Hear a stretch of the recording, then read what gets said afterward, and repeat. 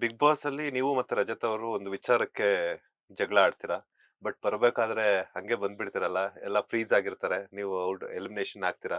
ಹ್ಮ್. So ಅಂತ ಟೈಮಲ್ಲಿ ರಜತ್ ಅವ್ರು ನೀವು ಹೊರಗಡೆ ಬಂದ್ಮೇಲೆ ಹೇಳ್ತಾರೆ, ಧನು ಏನೇ ಇದ್ರೂನು ಕೋಪ ಮಾಡ್ಕೋಬೇಡ, ಮತ್ತೆ ನೀವೆಲ್ಲ ಎಲ್ಲಾರ್ಗು ಹೇಳಿ ಬರ್ತೀರಾ. ಹಾ. ಆ, ಆಮೇಲೆ ರಜತ್ ಅವ್ರ ಒಂದ್ ಮಾತು ಹೇಳ್ತಾರೆ, ಹಗ್ ಮಾಡ್ಕೊಳಕ್ಕೂ ಆಗ್ಲಿಲ್ಲ ಒಂದು ಹಾ. ಕೊನೆ ಬಾರಿ ಅಂತ ಹೇಳ್ತಾರೆ. ಸೊ ಏನ್ ಹೇಳಕ್ ಇಷ್ಟಪಡ್ತಾರೆ ಜಗಳದ ಬಗ್ಗೆ ಆಗಿರ್ಬೋದು. ಆ ಜಗಳ ಎಲಿಮಿನೇಷನ್ ಟೈಮಲ್ಲಿ ಎಲ್ರನ್ನೂ ಹತ್ರ ಮಾಡ್ಬಿಡುತ್ತೆ.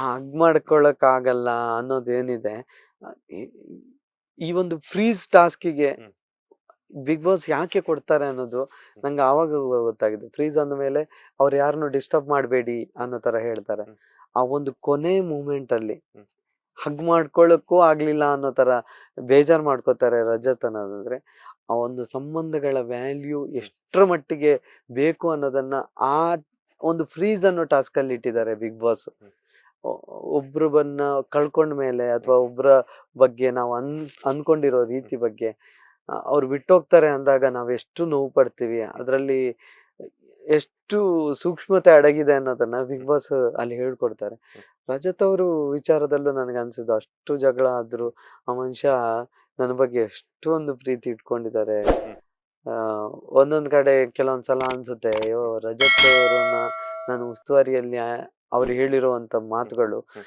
ನನಗೆ ಸರಿ ಅನ್ಸಿಲ್ಲ ಅನ್ನೋದನ್ನ ನಾನು ಅವ್ರ ಅವರಿಗೆ ಹೇಳಿ ಸುಮ್ನಾಗ್ತಿದ್ರೆ ಒಳ್ಳೇದಿತ್ತು. ಹ್ಮ್ ಬಂದು ಅವ್ರನ್ನ ನಾಮಿನೇಟ್ ಮಾಡಿ ಹೊರಗಡೆ ಬರಬಾರ್ದಿತ್ತು ಅಂತ ಅನಿಸ್ತು.